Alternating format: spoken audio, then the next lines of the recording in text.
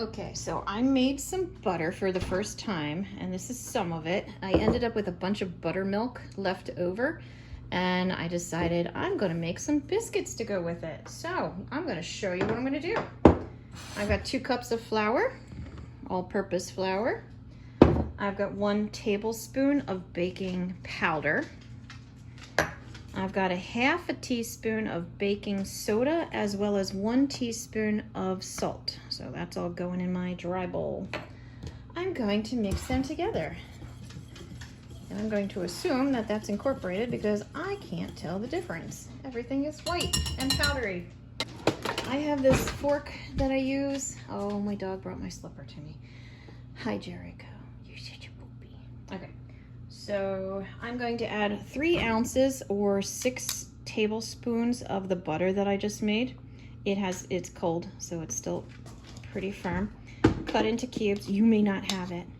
I'm going to add this in and then fork it in until you have, crumbs. I guess if you're used to making pie crust, kind of like that idea.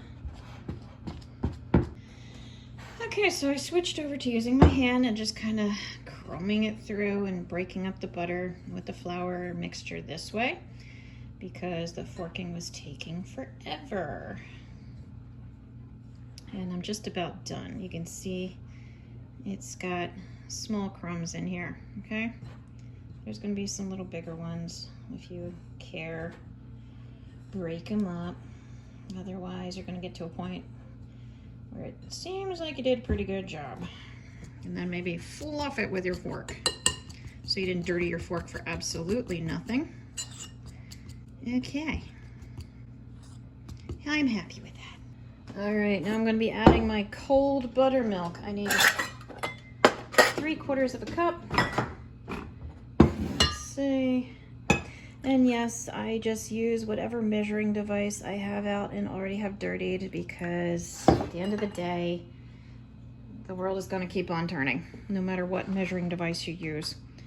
All right, so I'm going to pour this in and mix it just until it's incorporated. You do not want to overmix. Isn't that lovely?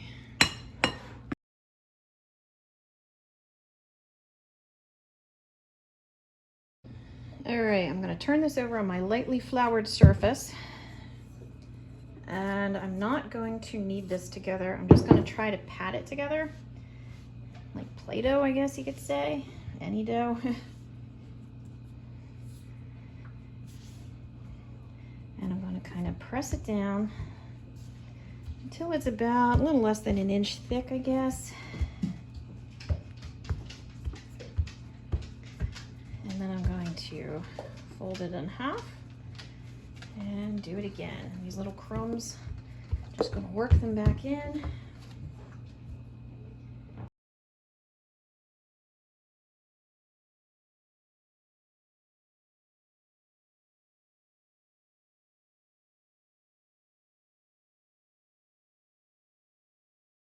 Okay, yeah, that's about thick enough, I think.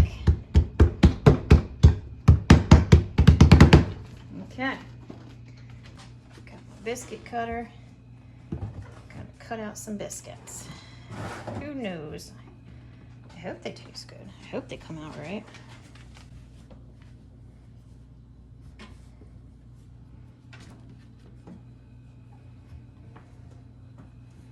Oops, there's a layer right there. It's separated when I popped it out of my cutter. Feather on this. Is it gonna cook in 2 pieces? Well, it's supposed to be layered, so I don't know. If it's back together like that, it should be fine.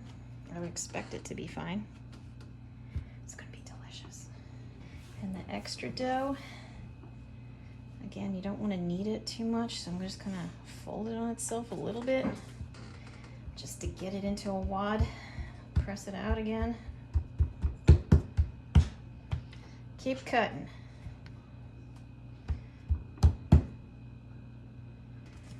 And then you gotta decide if it's worth it for the extra biscuit or not, because I'm going to end up probably with one or two extras. Watch this mangy thing be the best tasting one. Yeah, I'll have to bake it separate. Okay, into the 425 degree oven they go for about 12 to 15 minutes. Keep an eye on them. Okay, I had mine in for 14 minutes and here they are. They are interesting. Certainly flaky. When they're done, transfer them to a wire rack. If they cool on the sheet, they could get soggy underneath.